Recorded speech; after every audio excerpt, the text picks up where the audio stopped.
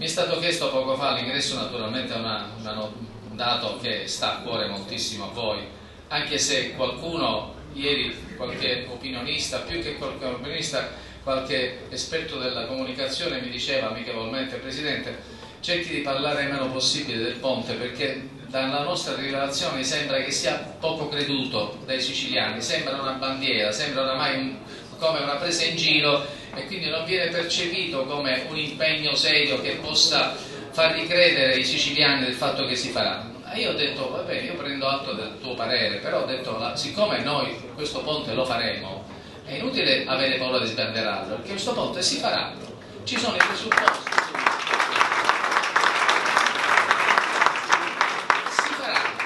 Si farà perché ci sono tutti i presupposti politici. Ci sarà un Presidente della Regione Sicilia di Forza Italia, un Presidente della Regione Calabria già c'è di Forza Italia, vi compiuto, c'è un governo di centrodestra che vuole il ponte. Alla mia inaugurazione della campagna elettorale è venuto Matteo Salvini a impegnarsi per il ponte, Giorgia Meloni lo stesso, Silvio Berlusconi lo vuole dai tempi del 2001, quindi Stefani era almeno al Ministero e sa bene qual è la volontà del nostro governo di Silvio Berlusconi. I presupposti ci sono, il progetto c'è, è cantierabile, non c'è nulla da fare che partire. Come si era partito prima, e poi Corrado Passera con un colpo di penna lo ha cancellato, creando un contenzioso non indifferente con la ditta che si era aggiudicata i lavori.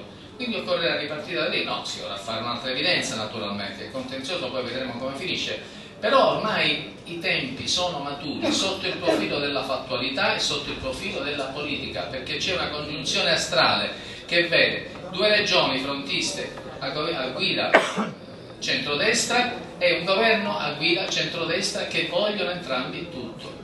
E di giorni fa, e di ieri, di questa notte, un emendamento di Forza Italia che ha stanziato somme per il drenaggio di una quota del porto di Messina. Questo a dimostrare come anche a Camere sciolte, grazie a Stefania, siamo riusciti, grazie a chi l'ha fatto l'emendamento, Matilde, la grande Matilde, che si è battuta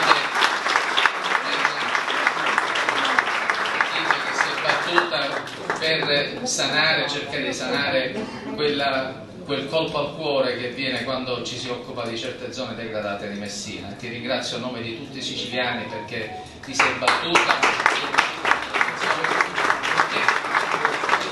Questo siamo noi. Io so bene che non devo convincervi a votarci, perché bene o male siete persone di aria, però vi voglio dire che 2 o 3 cose che fanno parte della storia di questi giorni. Sapete bene che non ero candidato, poi alla fine ha deciso la politica, si è ritrovata su un nome diverso dal Presidente Musumeci, che negli ultimi mesi voglio dire si era posto, non lui ma il centrodestra si era posto in una situazione che lasciava presagire il pericolo del 2012.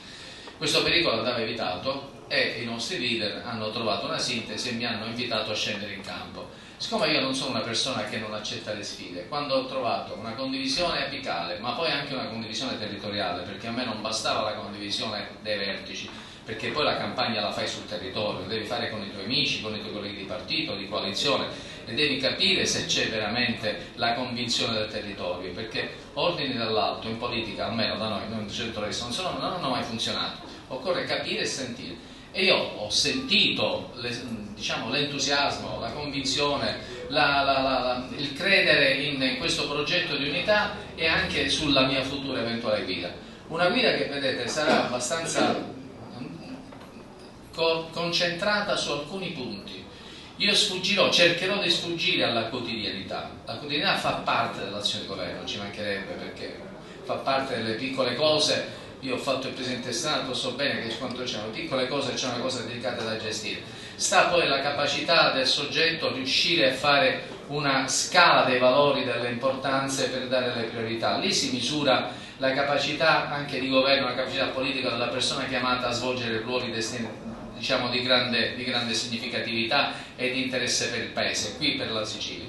La quotidianità cercherò di gestirla al meglio, ma dandole uno spazio. Tutto il resto sarà concentrato a cambiare alcune cose, perché noi dobbiamo ritornare ad un essere e portare la Sicilia ad essere una regione normale. La normalità come ce l'ha il Piemonte, la Lombardia, il Veneto, ma perché loro producono più di noi? Ma perché non dobbiamo essere normali come loro? Perché i nostri giovani non lavorano e sono costretti ad emigrare? No, questa non è normalità. Allora c'è qualche motivo che frena lo sviluppo? Sì, c'è. C'è la lentezza burocratica, c'è la paura di decidere, sì. Io ho avuto contatti con fondi di investimento, con grossi gruppi del nord, ho avuto contatti a Siracusa, a Catania, con dei poli importantissimi che soffrono pericolosissimi momenti di crisi. Ho visto, Stefania, che ci sono un gruppo americano che è interessato alla Lukoil, non so se sia vero o meno, che hanno manifestato a me quando sono stato a Siracusa la loro preoccupazione che se chiudono la raffinazione del petrolio greggio che arriva dalla Russia, da lì a poco, a metà dicembre, ci saranno disoccupati non soltanto della Lukoil ma di tutto l'indotto, che sono ben 5.000. Al di là di questo, comunque erano delle presenze che caratterizzavano l'attività industriale di Siracusa, ma noi dobbiamo sforzarci di fare in modo che ci siano altri investitori che vogliono scommettere sulla nostra terra. Sino ad oggi questa possibilità loro non è stata consentita in maniera, diciamo, esponenziale. Perché?